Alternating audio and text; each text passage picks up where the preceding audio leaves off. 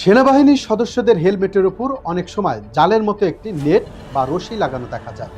এটি কেবল সাজসজ্জার অংশ নয়, বরং যুদ্ধ ও নিরাপত্তার দিক থেকে এর রয়েছে গুরুত্বপূর্ণ ব্যবহার।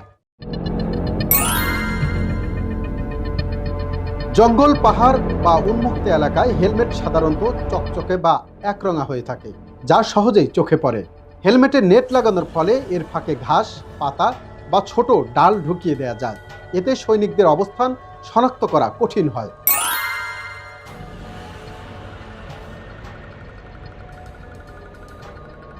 হেলমেট ধাতু বা শক্ত প্লাস্টিকের হওয়ায় সূর্যের আলো পড়লে তা প্রতিফলিত হতে পারে। এই আলো দূর থেকে শত্রুর নজর পড়ার ঝুঁকি বাড়ায়। নেট হেলমেটের উপর ছায়ার মতো কাজ করে, ফলে আলো প্রতিফলনের মাত্রা কমে যায়।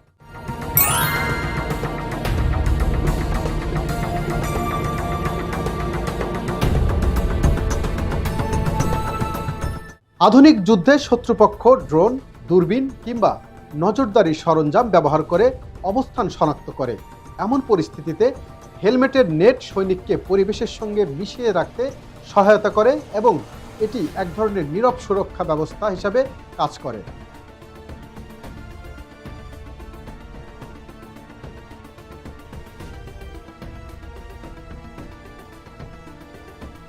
সার্বিকভাবে বলা যায়, সেনাবাহিনীর হেলমেটে থাকা নেট ছোট একটি উপকরণ হলেও এর কৌশলগত গুরুত্ব অনেক।